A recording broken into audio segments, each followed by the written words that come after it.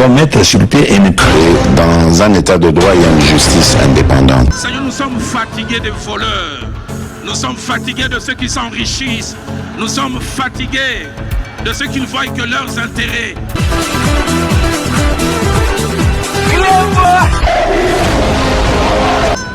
Je m'engage à user de tout ce qui est en mon pouvoir pour que les erreurs du passé ne se reproduisent plus et pour que les actions nécessaires à l'avancement de notre pays soient promptement prises.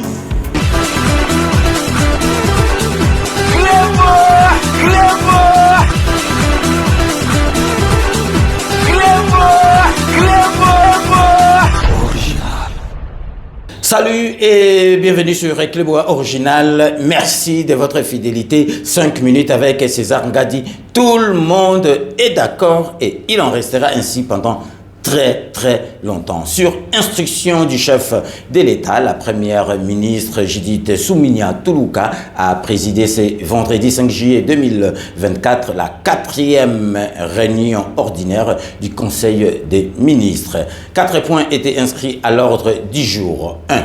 Communication du président de la République. 2. Point d'information. 3. Approbation d'un relevé de décision du Conseil des ministres. 4. Examen et adoption des textes. Pour le développement, suivez la lecture du compte-rendu de la dite réunion par le porte-parole du gouvernement, ministre de la Communication, Patrick Muyaya. Commencé à 16h04, la réunion a pris fin à 19h27. Restez connectés sur Clébois Original pour la suite de nos programmes. Le président de la République, chef de l'État, a instruit la première ministre Judith Suminwa Tuluka à présider la 4e réunion ordinaire du Conseil des ministres ce 5 juillet 2024 pendant qu'il était en séance de travail avec la task force spécialement mise en place pour suivre de près la situation sécuritaire dans l'Est de la République démocratique du Congo. 4 points étaient inscrits à l'ordre du jour. 1. Communication du président de la République, chef de l'État. 2. Point d'information. 3. Approbation d'un relevé des décisions du Conseil des ministres. 4. Examen et adoption de texte. La communication du président de la République qui a été lue par la première ministre chef du gouvernement comportait 4 points. 1. De la situation sécuritaire dans l'Est de la République démocratique du Congo. Le président de la République reste préoccupé par l'évolution de la situation sécuritaire dans l'Est du pays, avec la récente détérioration de la situation sécuritaire à Kanyabayonga, du fait de l'action du Rwanda et ses terroristes supplétifs du M23. Il a rappelé avoir convoqué et présidé en date du 29 juin 2024 une réunion du Conseil supérieur élargi des défenses afin de faire le point de la situation générale sur le terrain et d'envisager les options à lever pour une réponse efficace à tous les défis sécuritaires dans la partie est du territoire national. Le commandant suprême de forces armées et de la police nationale a mis en place une task force sécuritaire sous son autorité directe, capable de proposer des solutions urgentes et immédiatement opérationnelles. Cette task force se réunira à fréquence hebdomadaire et aura notamment pour tâche essentielle, sans se substituer au Conseil supérieur de la défense, d'évaluer la menace, d'identifier les acteurs principaux ainsi que les facteurs qui alimentent l'insécurité, de concevoir des stratégies intégrées pour contrer les forces ennemies et proposer des mesures spécifiques pour rétablir l'autorité de l'État dans les zones affectées. Pour ce faire, le vice-premier ministre, ministre de l'Intérieur, Sécurité, Affaires coutumières, le vice-premier ministre, ministre de la Défense nationale et anciens combattants, ainsi que tous les autres membres du Conseil supérieur de la Défense ont été chargés de s'aligner derrière cette dynamique en proposant des stratégies idoines pour garantir une efficacité opérationnelle sur le terrain. Le deuxième point de la communication du président de la République a porté sur l'urgence de financer la campagne agricole 2024. Par le double objectif des diversifications de notre économie est d'assurer l'amélioration de conditions de vie de nos populations, particulièrement les plus vulnérables qui sont dans une situation d'insécurité alimentaire. Le président de la République a engagé le gouvernement sur la piste de l'agriculture, qui est une aubaine à capitaliser pour notre pays. Pour faire face à l'insécurité alimentaire, exacerbée par la hausse des prix de denrées alimentaires que nous pouvons bien produire localement, le président de la République a chargé les gouvernements à assurer, au-delà de la poursuite de la mise en œuvre du programme du développement local de 145 territoires, dans son volet relatif aux routes de dessert agricole, un accompagnement adéquat aux producteurs agricoles locaux de biens de grande consommation tels que prévus dans l'agenda de transformation agricole. Il s'agit notamment de faciliter l'accès aux intrants agricoles, au matériel aratoire et aux autres semences améliorées, permettant ainsi un encadrement efficace de nos producteurs et ménages agricoles.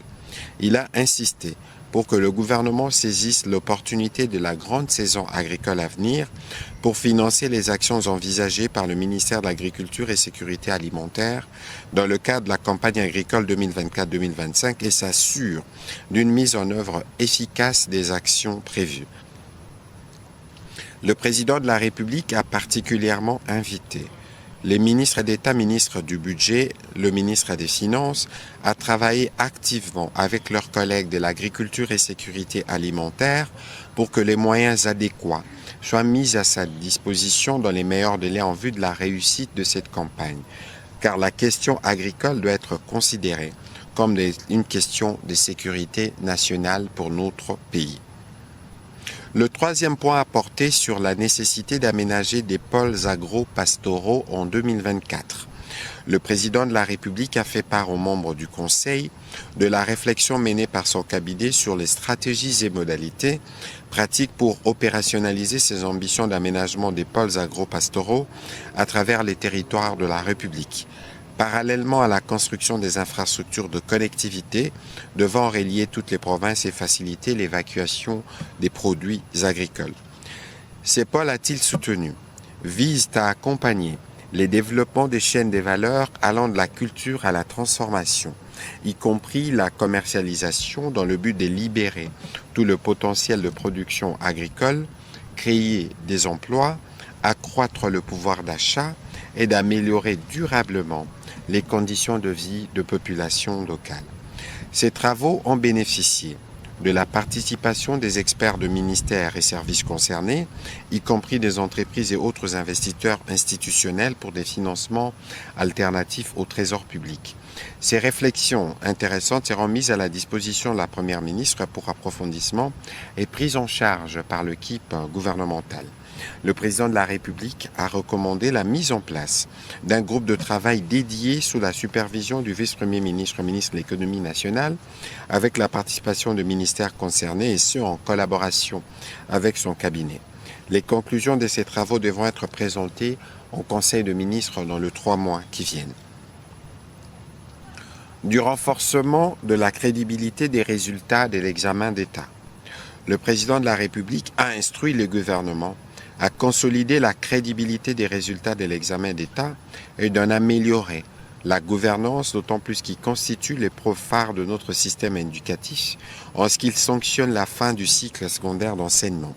La publication de l'édition 2022-2023 a suscité une vive polémique au sein de l'opinion. C'est pourquoi, pour l'édition 2023-2024, le président de la République a engagé la ministre d'État, ministre de l'Éducation nationale et Nouvelle Citoyenneté, à veiller strictement sur la fiabilité du processus et la crédibilité des résultats. Il s'agit concrètement d'assurer à temps la prise en charge des différents prestataires et de gérer les aspects techniques liés à la publication des résultats par les opérateurs sélectionnés. Après avoir lu les points des communications du président de la République, la première ministre chef du gouvernement a résumé la sienne sur 3 points. Le premier a concerné l'indignation du gouvernement suite à l'attaque d'un convoi humanitaire le 30 juin dernier dans le Grand Nord, dans la province du Nord Kivu. Elle a condamné au nom du gouvernement Cette attaque qui a conduit à la mort des 2 agents de l'organisation non gouvernementale Tearfund. La première ministre a demandé au ministre d'État, ministre de la Justice et garde des Sceaux, d'une part, de s'assurer qu'une enquête soit ouverte pour faire la lumière sur cette attaque, et d'autre part, au vice-premier ministre et ministre de l'Intérieur, de s'assurer de toujours appuyer les humanitaires dans le cadre de leur mission. Revenons sur la trêve humanitaire qui a été proposée par le gouvernement américain. La première ministre a indiqué que notre gouvernement l'a approuvée pour desserrer la pression sur nos compatriotes directement touchés par les attaques de l'armée rwandaise et permettre au gouvernement et aux organisations humanitaires de pouvoir les assister.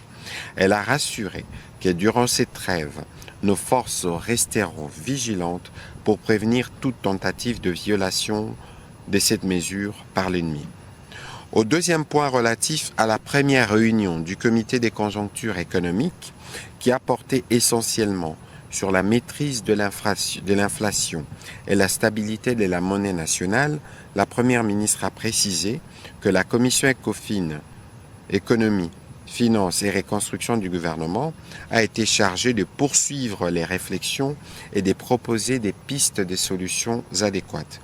Toujours sur ces points économiques, elle a aussi relevé l'approbation par le Conseil d'administration du Fonds monétaire international de la 6e et dernière revue de l'accord au titre de facilité élargie de crédit pour la République démocratique du Congo.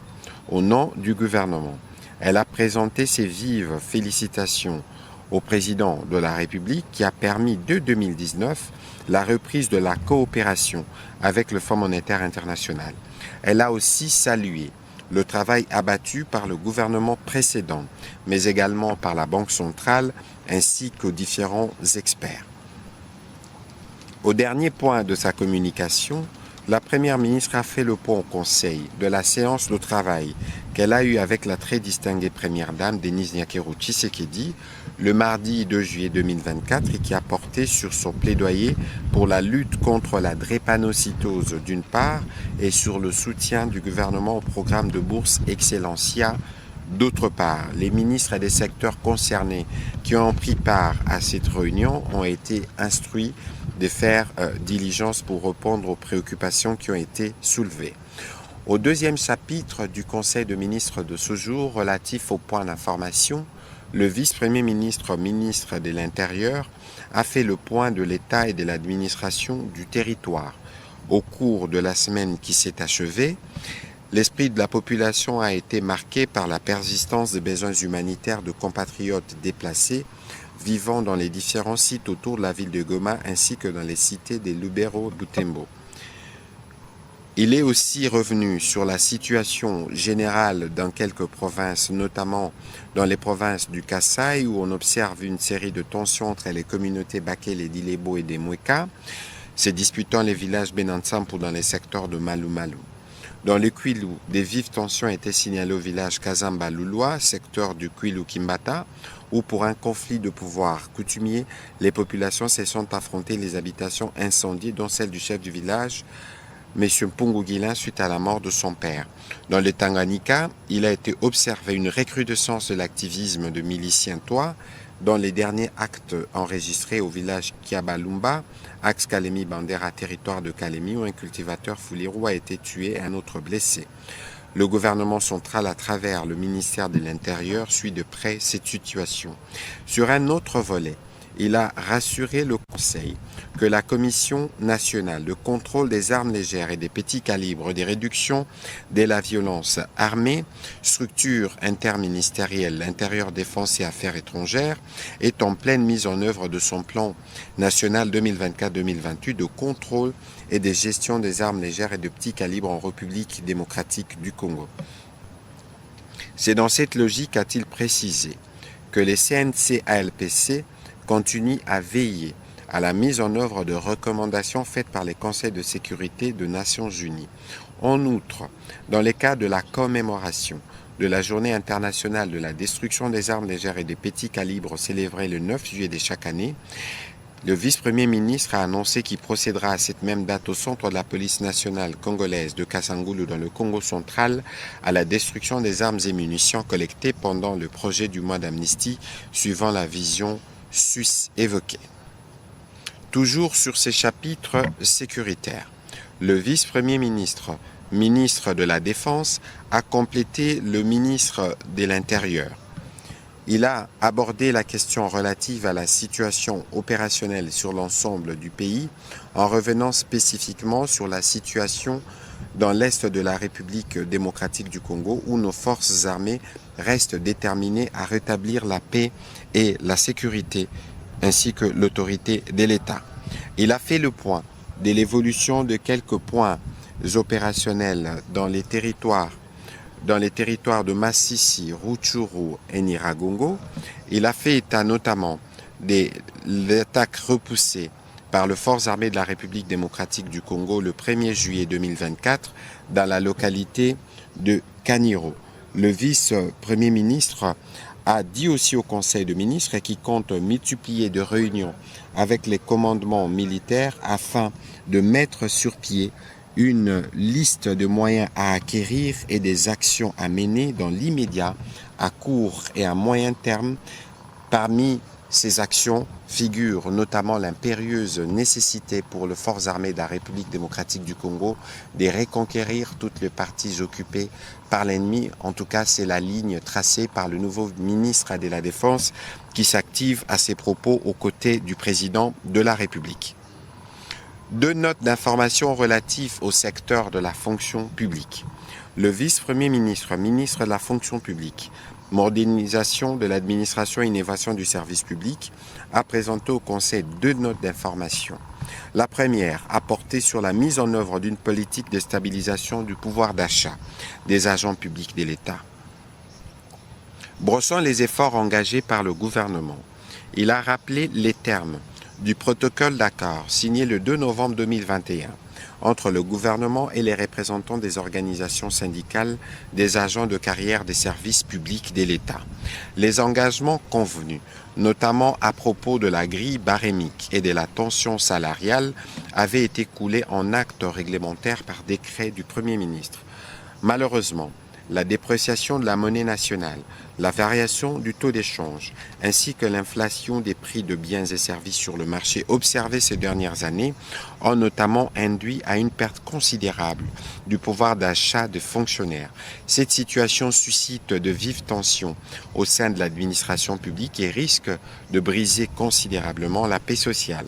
Pour ce faire, en attendant la concrétisation de la volonté du président de la République, telle qu'exprimée lors de la 3e réunion du Conseil de ministres relative à la mise en place d'une nouvelle politique salariale devant réduire de manière structurelle les inégalités, les disparités et rétablir ainsi la justice sociale, le ministre de la fonction publique a entrepris, sous la supervision de la Première ministre, la mise en place d'une commission multipartite de pilotage technique.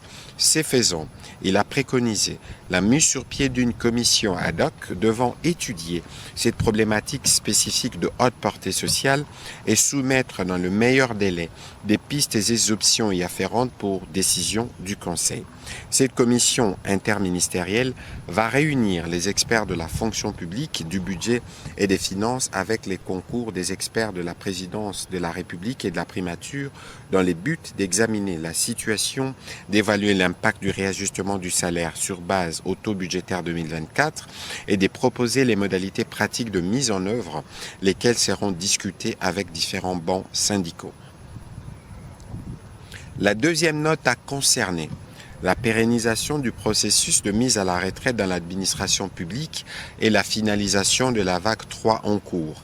Pour capitaliser les acquis de l'expérience de l'année 2022, le vice-premier ministre, ministre de la fonction publique, a motivé la nécessité de poursuivre le processus de mise à la retraite en mettant en application la loi des finances de l'exercice 2024 qui a prévu de crédits à propos.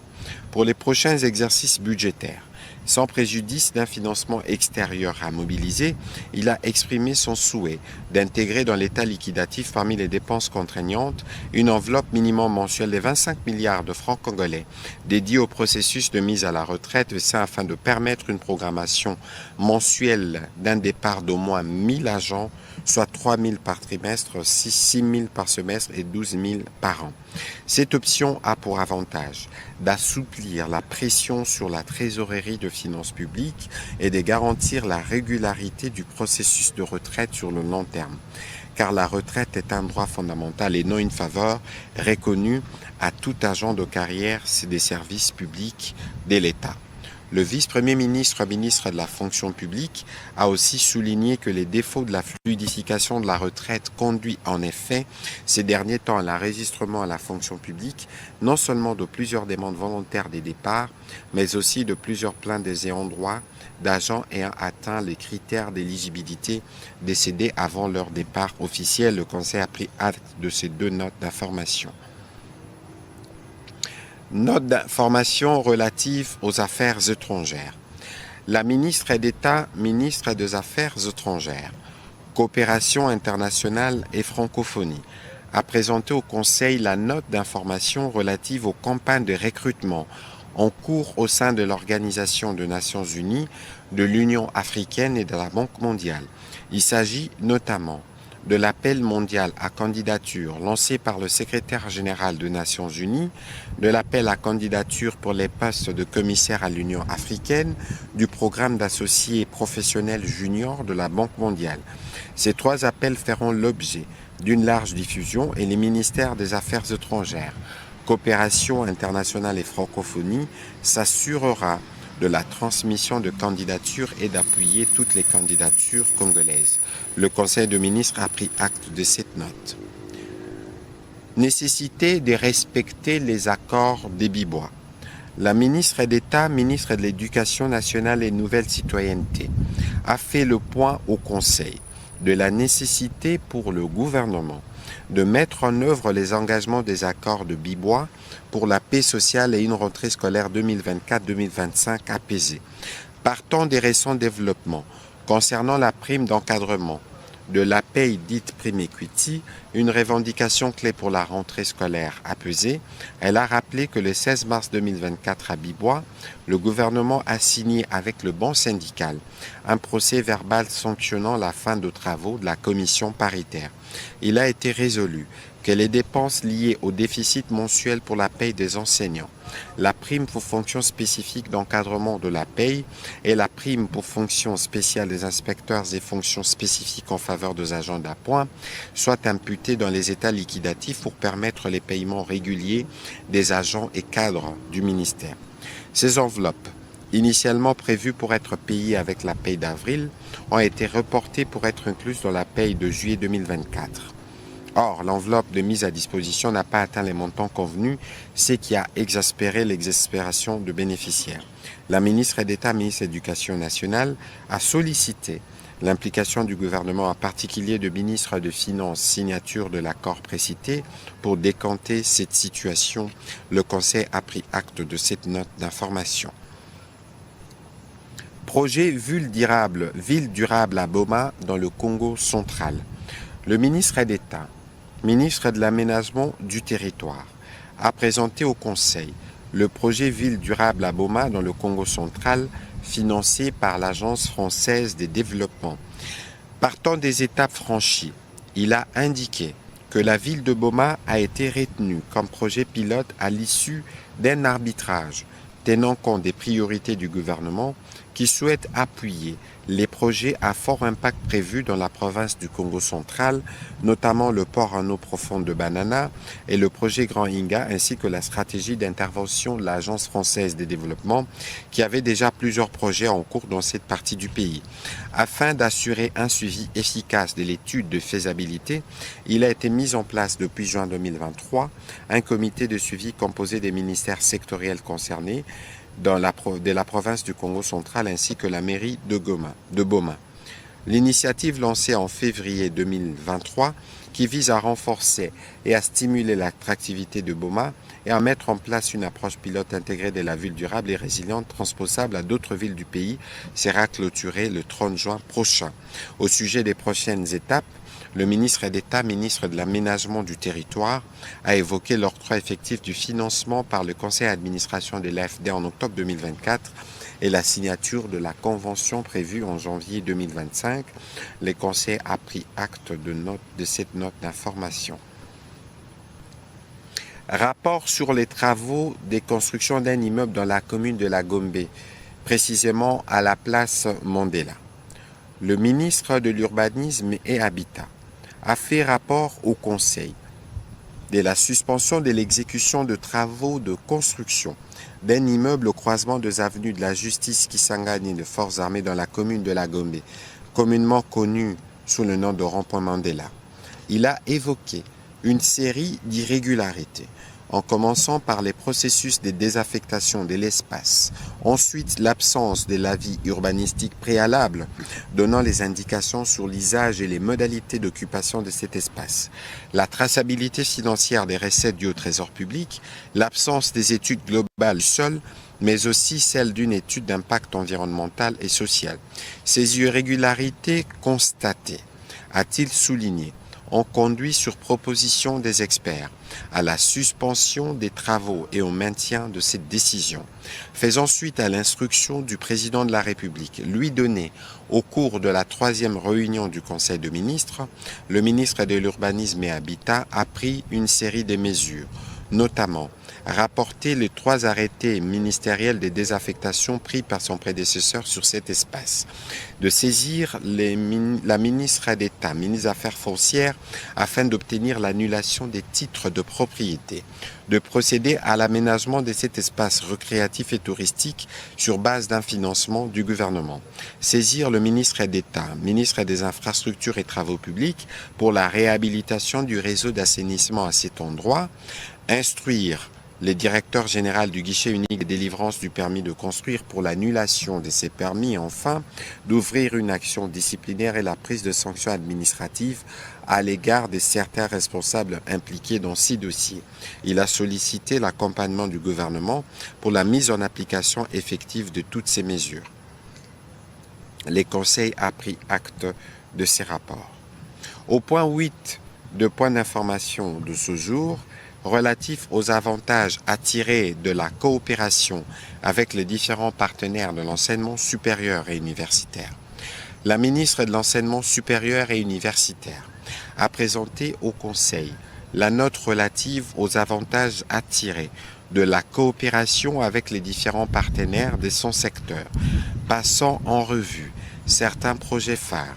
Elle a évoqué ceux notamment de la France qui, à travers son ambassade à Kinshasa, manifeste l'intérêt d'appuyer notre pays à améliorer son système LMD pour asseoir la formation supérieure et universitaire, mais aussi à renforcer les capacités à acquérir les compétences en faveur de la haute école de mines et de l'industrie de Kolwezi.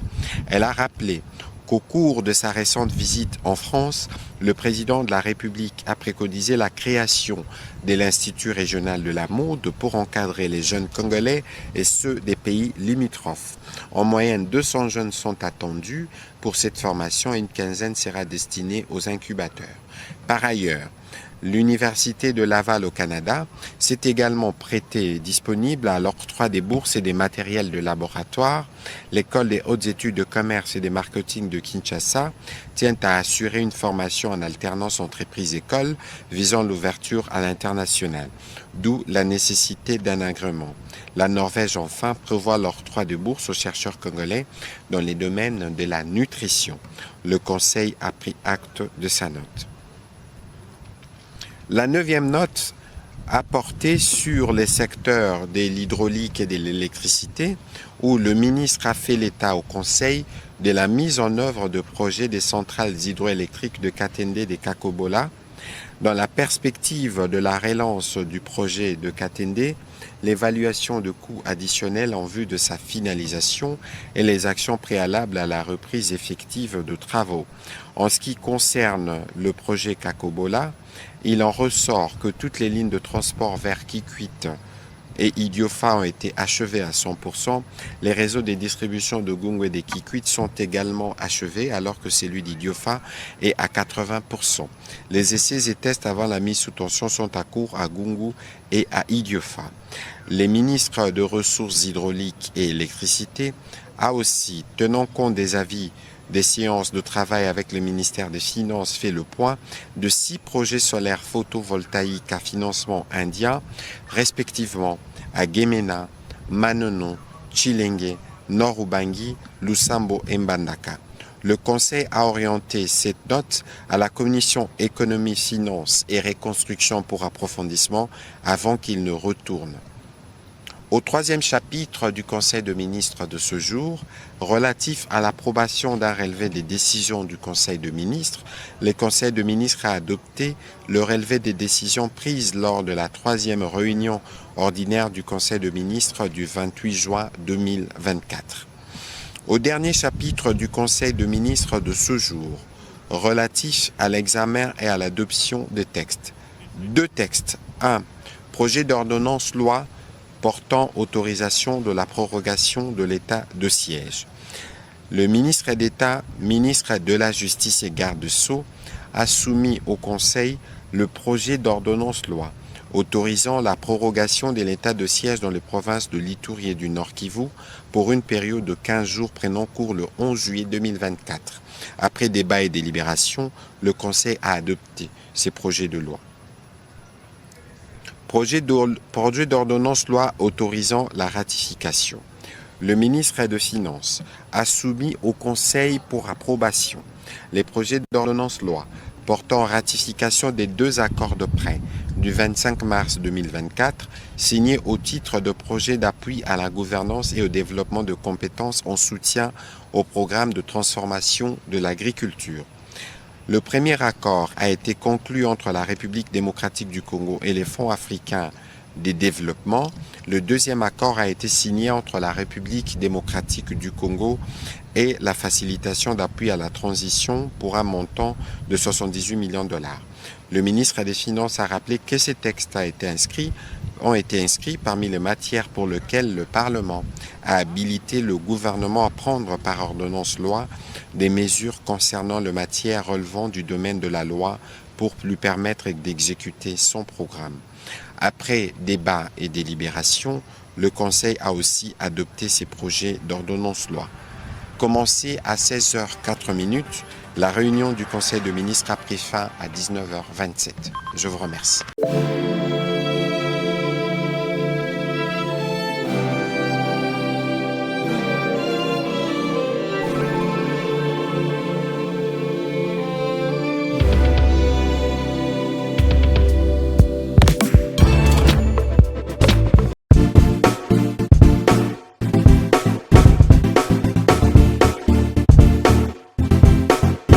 On doit mettre sur pied et mettre dans un état de droit et une justice indépendante. Seigneur, nous sommes fatigués des voleurs.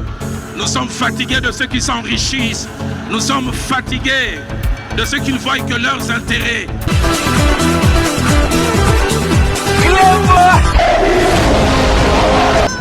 Je m'engage à user de tout ce qui est en mon pouvoir pour que les erreurs du passé ne se reproduisent plus et pour que les actions nécessaires à l'avancement de notre pays soient promptement prises.